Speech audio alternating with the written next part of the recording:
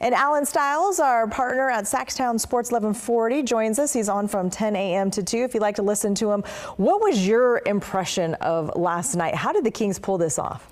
Total domination. That's exactly what it was. And it started literally from tip-off, and the Kings came out to prove a point. We've seen them play well in stretches during this season, specifically after Malik Monk went out, but they haven't been able to finish the job. I was nervous, but they were able to pull it off. And Keegan Murray, what he was able to do, 32 points. Keon Ellis, that lockdown defense, 15 points. And Lisa, real quick, I did have to do this. This is not by accident. I am wearing Warriors colors, but it is because it is in memoriam of the Lakers. They are, the Warriors. They are finally done.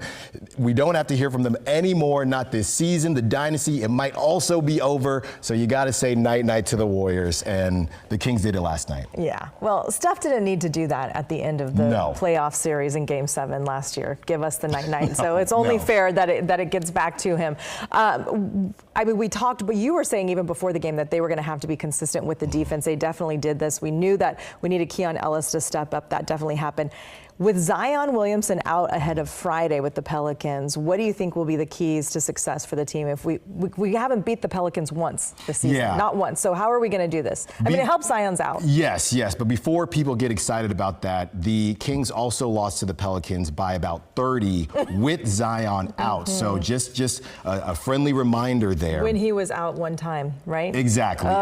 But the way they get this done, you got to stop CJ McCollum. He's a guy who he loves to remind the Kings fan base that the Kings passed on CJ. He says that every time he plays well. He was on fire the last time they faced the Pelicans when they were in Sacramento. So if you can contain CJ McCollum, Brandon Ingram is coming back from injury, so he's been a little bit limited. But if you can contain CJ McCollum, I think you got a chance.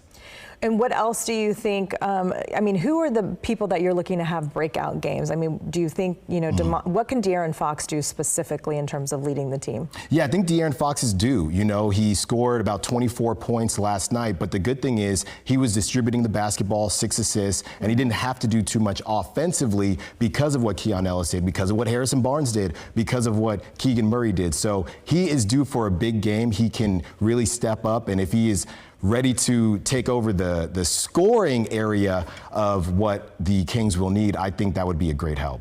It's been painful for Kings fans to watch Steph and Clay do so well since we could have had both of them. So it's nice that that dynasty is probably over. Maybe the last time we see them play together. The Kings are looking for their first win against the Pelicans this Friday night. The winner of Friday's game will take on the first place Oklahoma City Thunder. The first game of the first round tips off on Sunday. Alan